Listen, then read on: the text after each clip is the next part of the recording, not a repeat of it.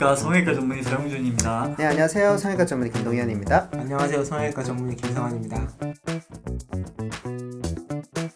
돈이 없는 것도 수술을 받아야 되는 경우도 여러 가지 있어서 딱 얘기하기는 그렇지만 대부분의 사회사업팀이라는 그런 맞아요.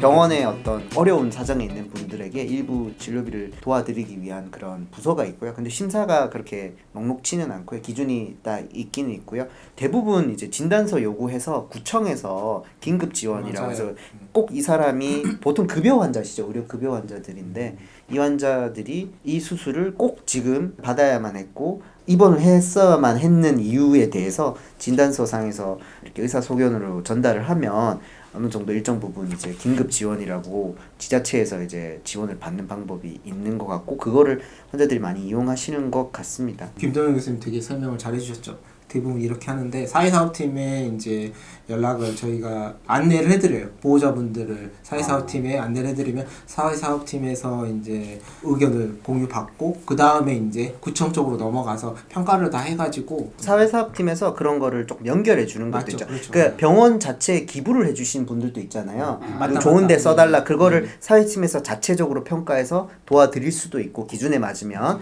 아니면 다른 국가나 지자체에서 지원받는 데에 연결해 줄 수 있고 그거 말고 선천기형 있는 친구들은 연결해 주면 또 거기서 예산이 있기 때문에 예전에 그 소아심장기형 그런 그거 때문에 옛날에 택시에 맨날 껌 사고 이제 막 그 기부금 넣고 했던 그 펀드가 뭐 많이 형성되는데 요즘 진짜 저희 선천기형 없듯이 소아심장도 많이 좀 없어서 제가 알기로는 그쪽에서도 다른 선천기형도 좀 지원하려는 그런 움직임이 있다고 듣기만 했는데 제가 지원받아본 적은 없어서 제가 되게 이번에 재밌는 사실 하나 알았는데 긴급 지원 같은 경우에도 같은 병원에서는 2번 안 된대요. 같은 질환으로.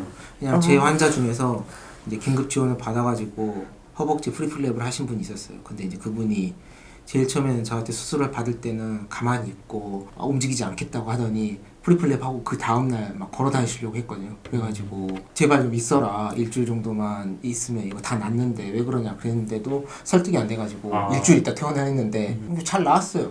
그래서 깜짝 놀랐어요. 잘 낫네. 이러면 신기하다고 하시는데 2주 있다가 수술이 잘 됐겠죠? 아닙니다. 들어보세요. 2주 있다가 헤마토마가 쳐가지고 왔어요. 이제 자기는 도저히 입원을 할 수가 없대요. 분명히 이거 헤마토마 찼으니까 살짝 인시전 넣어서 다 긁어내고 이리게이션 한 다음에 다시 혐오박 같은 거 봐가지고 음악 걸어가지고 붙여줘야 될 거 아니에요. 근데 뜬단 말이에요. 이거 안 되는데 내가 거기서 설명을 했는데 이제 계속 자기는 소독 치료만 하겠다 했는데 본인도 이제 심각성을 알더니 이제 수술하겠다는 거예요. 근데 자기가 돈이 없는데 이 병원에서 못 한다 그래가지고 제가 수소문을 해서 보내드렸어요.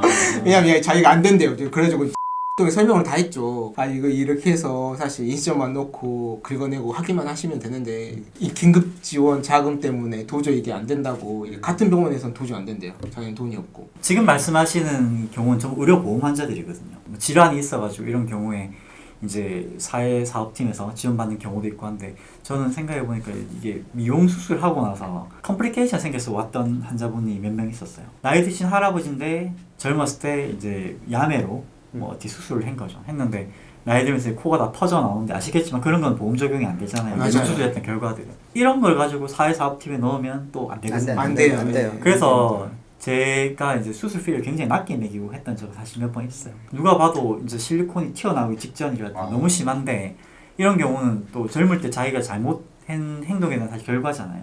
그래서 의료보험이 커버리지 할 수 없는 건 맞는데 어쨌건 간에 대부분의 의사들이 방법을 찾으려고 노력을 합니다. 그게 개인적인 희생을 기반하는 경우도 심지어 있을 정도로 꼭 필요한 부분이 있으면 또 담당한 교수님이랑 선생님이랑 상의해보고서 방법을 같이 찾아보는 게 좋지 않겠네요. 교수님 같은 경우는 이제 양악수술도 하시니까 양악수술 같은 경우 되게 꼭 네, 받아야 되는 맞아요. 환자분들이 있을 텐데 근데 또 비싸잖아요. 사실 되게 그 수가가 높잖아요. 그런 경우에 되게 사실은 사회사업팀이라든지 긴급지원 같은 거 해서 받으면 되게 좋을 것 같아요. 그런 케이스들 있으신가요? 저는 약간 다른 경우인데 사실 의료보험 적용이 되면 사람들이 실비도 있고 여러 가지가 있어서 조금 이렇게 서포트 받을 수 있는 방법이 있는데 안 돼, 그 애매한 경계선에 있는 환자들이 문제입니다. 네. 그 양수술 같은 건 돈이 비싸니까 지금 이제 교정하고 있는 친구가 한 명인데 교통사고 심하게 당했거든요.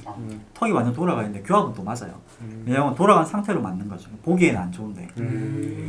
근데 이제 이 친구가 코도 휘어지고 이제 턱도 다 돌아가는 상태에서 코 수술을 원래 하려고 왔는데 사실 이 턱을 먼저 하고 코를 손을 봐야 될 것 같다고 그렇죠. 생각하는 거죠. 네. 아까 이제 우리 말한 것처럼 20대 초반에 애한테 이 얼굴을 계속 사라면 좀 가혹한 거죠. 제 생각일 때는. 그래서 이제 그러면은 방법이 없으니까 제 수술비를 깎습니다. 거의 수술비를 안 매기고 사실은 나오는 적도 있는 거죠. 거의 이제 봉사를 맞아. 하시는 다 거죠. 봉사죠. 사실은 봉사를 하시는 거죠. 왜냐면 다른 기타 비용만 해도 비용이나 마취료를 제가 깎아줄 수는 없잖아요. 그러니까 이제 그러면은 제가 수술비를 최대한 낮춰줄 거니까 요 정도 금액 한 마련해보자. 이렇게 하는 경우도 있어요. 우리나라 의료보험 되게 잘 돼 있잖아요. 그래서 일반 분들이 되게 건강보험료 내면서 막 욕하시는 분도 있어요, 인터넷에서. 근데 의료보험 없이 병원에 한번 가보시면 깜짝 놀라실 겁니다. 어마어마하게 나와요. 이게 한 5-6배씩 나와버립니다. 그래서 저희 같은 경우에는 이제 아까 말씀하셨잖아요, 서영준 선생님께서.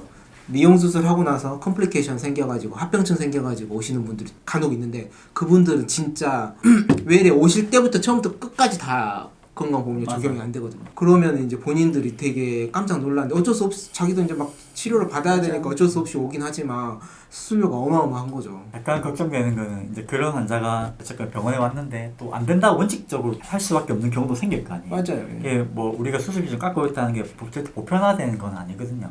그래서 안 된다고 하는 게 사실 그게 원칙적으로 맞는 거기 때문에 그런 부분에 대해서도 환자분도 한편으로는 또 자기 인생에 대한 자기 책임지는 부분도 한편으로는 필요합니다. 돈을 갖다가 누가 대신 항상 서포트 해줄 수 있는 건 아니니까요. 저도 그런 경우도 있지만 많이 도와드리려고 하고 좀 선한 마음에 어쩔 수 없는 경우니까 저희도 도와드리려고는 하는데 또 어떻게 또 그런 거를 거꾸로 요구하시는 분들도 꽤 있어가지고 맞아요. 네. 뭐 그럼 잘 곤란하죠. 네, 곤란한 경우도 많은 것 같은데 미용 부작용 이런 거가 야매로 이상의 물질을 미용실에서 넣고 한의원에서 넣고 뭐 하고 되게 많은데 볼 때마다 좀 답답하죠. 네, 지금까지 성형외과 전문의 서영준이었습니다. 네, 김동현이었습니다. 김성환이었습니다. 안녕. 안녕.